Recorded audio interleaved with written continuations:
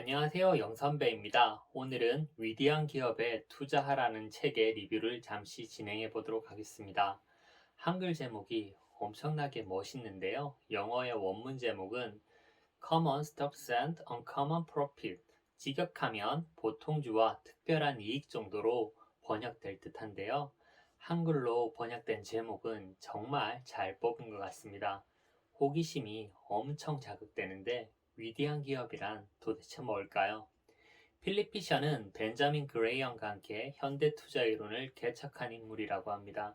1950년대에 처음으로 성장주라는 개념을 소개해 월스트리트의 투자의 흐름을 완전히 바꾸어 놓았다고 일컬어진다고 합니다.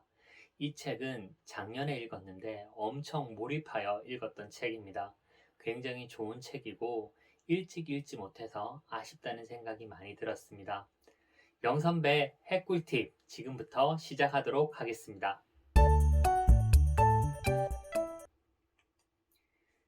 역사적으로 보면 최고의 수익을 올린 투자자는 행운이 따라주었던 혹은 뛰어난 감각을 가지고 있었던 오랜 기간에 걸쳐 매출액과 순이익이 전체 산업 평균보다 훨씬 높게 성장한 소수의 기업들을 찾아낸 사람들이었다고 합니다. 규모와 관계없이 이런 기업에서 중요한 것은 더욱 강력한 성장을 이루어내고자 하는 결의와 성장 계획을 최종적으로 완성해낼 수 있는 실행 능력을 갖춘 경영진입니다. 수십 년 전에도 과히 환상적인 투자의 기회가 수없이 존재했지만 오늘날에는 그런 기회가 훨씬 더 많은 것이라는 강한 확신을 갖게 된다는 점을 밝혀둔다라고 저자가 이야기를 합니다. 저자가 책을 쓴 시기에도 이런 생각을 하셨다고 하네요.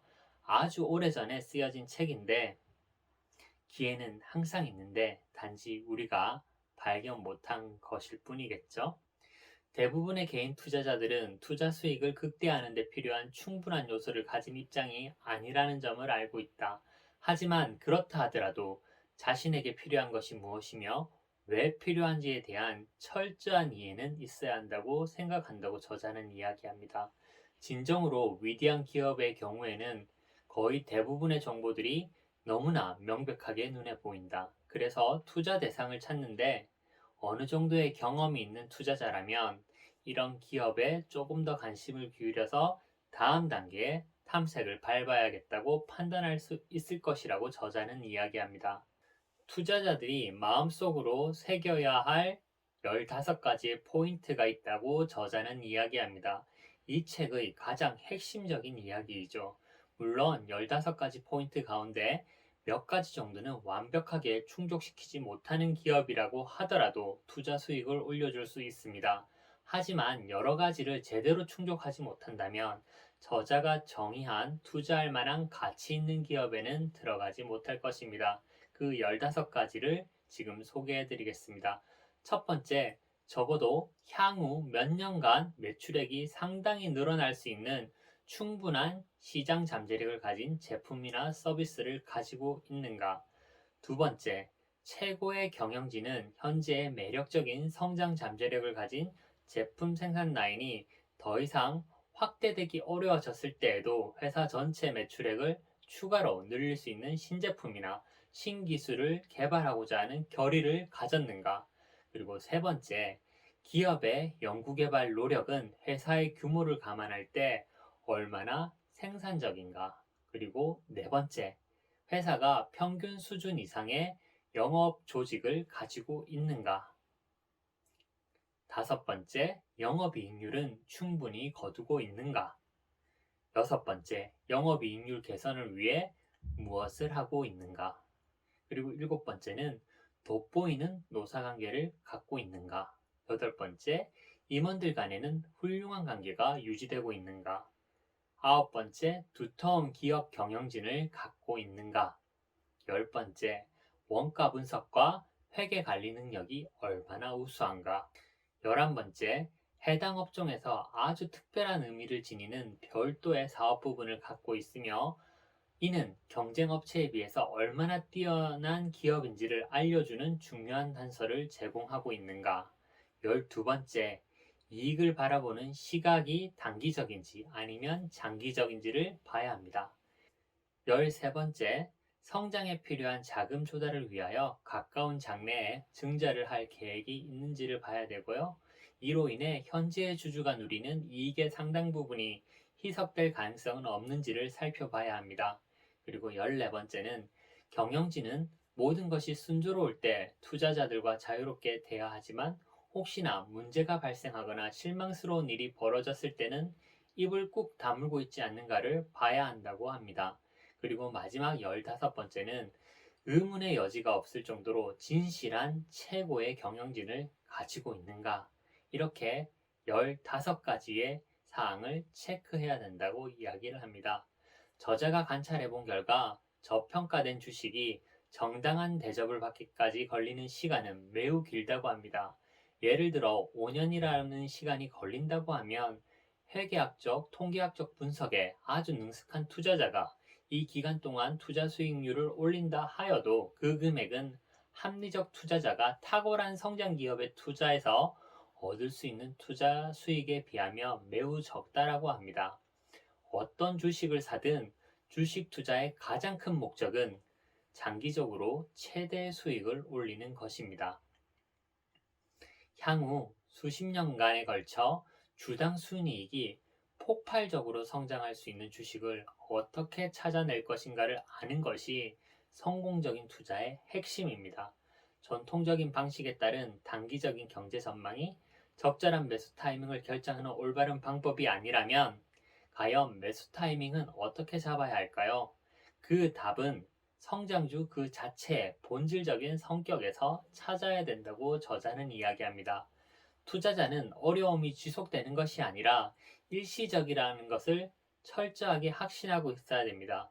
그리고 예기치 않은 문제로 주가가 큰 폭으로 떨어졌지만 문제를 해결하는데 몇 년이 아니라 몇 개월의 시간만 필요하다는 믿음을 갖게 됐다면 바로 이 주식을 매수할 시점이라고 생각을 가져도 충분할 것입니다. 투자자가 주식을 매수할 시점은 군계일학의 능력을 갖춘 최고의 경영진이 이끌어가는 회사라야 합니다. 자신이 알고 있는 특별한 회사의 문제가 자신의 투자 기회를 보장하는 것으로 보일 때가 바로 투자의 적기입니다. 추측에 근거한 헛된 희망과 공포 그리고 억측에서 비롯된 잘못된 판단으로 인해 투자를 단념해서는 안 된다고 저자는 이야기합니다. 언제 팔 것인지 그리고 언제 팔지 말 것인지를 어떻게 판단할까?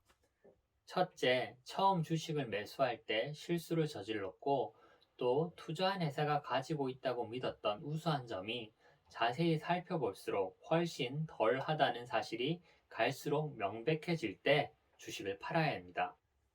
두 번째는 시간이 지남에 따라 처음에 주식을 매수했던 기업이 15가지 포인트를 충족시킬 만큼 우수한 조건을 이제는 더 이상 갖추지 못하는 상황으로 변했을 때 매도해야 합니다. 그리고 세 번째는 처음에 주식을 매수할 때 올바른 투자 원칙을 따랐다면 이 주식을 팔아야 할 세 번째 이유는 절대로 오지 않을지 모른다. 투자자는 반드시 스스로의 판단에 확신을 가져야 한다고 저자는 이야기합니다. 주식시장 전체가 하락할 것이라는 두려움 때문에 매력적인 주식의 매수를 미루는 것은 장기적으로 매우 값비싼 대가를 치르게 될 것이라고 이야기를 합니다.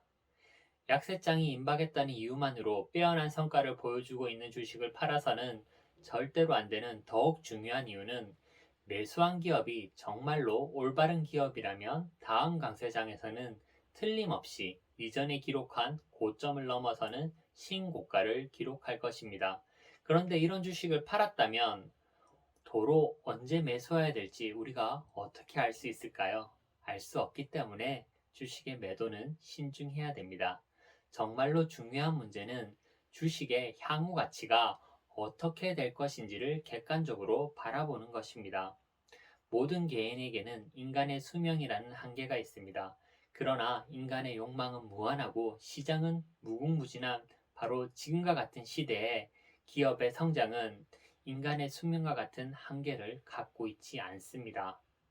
주식을 매수할 때 해야 할 일을 정확하게 했다면 주식을 팔아야 될 시점은 거의 영원히 찾아오지 않을 것이라고 저자는 이야기합니다. 책에서는 배당금과 관련된 이야기도 잠시 나오는데요. 배당금과 관련된 논의 가운데 가장 특이한 점은 배당금에 대해 가장 대수롭지 않게 여기는 투자자가 결국 가장 많은 배당금을 받게 된다고 이야기합니다.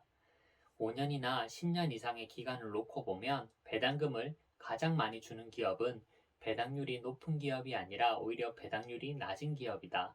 예외적일 정도로 탁월한 경영진은 수익성이 뛰어난 새로운 사업을 개척하고 여기서 나오는 순이익의 적은 부분만을 배당금으로 지급하는 배당 정책을 일관되게 유지하지만 높은 배당률을 고수하는 기업보다 실제로는 더 많은 액수의 배당금을 지급한다. 논리적이며 자연스러운 이러한 흐름은 앞으로 계속되지 않겠는가라고 저자는 이야기합니다. 그리고 투자자가 하지 말아야 될 10가지를 이야기하는데요. 첫째는 유행하는 기업에 투자하지 마라. 두 번째는 좋은 주식이 장외시장에서 거래된다는 이유만으로 무시하지 마라. 세 번째는 사업보고서의 긍정적 문장에 현혹되지 마라. 네 번째는 현재 높은 가격으로 거래되는 주식이 미래에 벌어들일 것으로 기대되는 이익을 반영하면 오히려 할인된 가격이라고 함부로 추측하지 마라. 다섯 번째는 너무 사소한 차이에 신경 쓰지 마라. 여섯 번째는 너무 과도하게 분산 투자하지 마라. 일곱 번째는 주식시장이 패닉일 때 매수하기를 두려워해서는 안 된다. 그리고 여덟 번째는 관련 없는 통계 수치들은 무시하라. 아홉 번째는 진정한 성장주를 매수할 때는 주가뿐만이 아니라 시점도 정확해야 한다. 열 번째는 대중을 따라가지 말라고 합니다. 그리고 저자는 성장주를 발굴하는 방법에 대해서도 이야기합니다.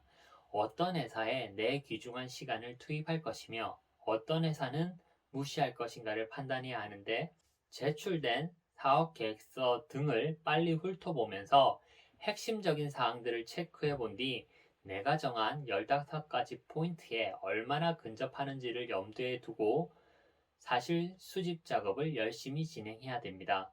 그렇게 해서 투자 대상이 될 수 없는 기업을 하나씩 지워 나갑니다. 15가지 포인트를 충족시키고 있지만 아직 증권가에서 제대로 평가받지 못하고 있는 기업을 찾아낸다면 틀림없이 엄청난 투자 수익을 안겨줄 성장주를 발굴할 수 있을 것이라고 저자는 이야기합니다. 이것은 과거의 기록이 분명하게 보여주며 이러한 성장주는 부단한 노력 없이 발굴할 수 없고 또 매일같이 찾아낼 수도 없다. 라고 저자는 이야기합니다. 경쟁업체에서는 아직 하고 있지 않지만 당신 회사에서는 하고 있는 게 무엇입니까? 필리피서는 이런 질문들을 했다고 합니다. 이 책을 번역하신 분이 군계일학의 경영 능력을 갖춘 최고의 경영자가 중요하다고 번역을 하셨는데 참 멋진 번역이라는 생각이 듭니다. 그리고 이 책이 굉장히 오래전에 나왔던 책이라는 것에 정말 놀라움을 금치 못합니다. 저자의 통찰력이 정말 대단한 듯합니다. 군계일학의 경영진은 누구일까요? 그런 사람을 발견할 수 있다면 우리의 투자도 성공할 수 있을 텐데요. 이 책은 필립 피셔의 본인의 투자 철학과 경험을 바탕으로 진솔한 자신의 이야기를 담고 있습니다. 책의 곳곳에 저자의 통찰력 있는 메시지가 가득합니다. 기회가 되신다면 꼭 읽어보시기를 권유드립니다. 위대한 기업은 항상 존재하고 기회도 항상 존재합니다. 앞으로 위대해질 기업을 꼭 발굴하시길 바랍니다. 영선배의 핵꿀팁 오늘은 여기서 마치겠습니다. 감사합니다.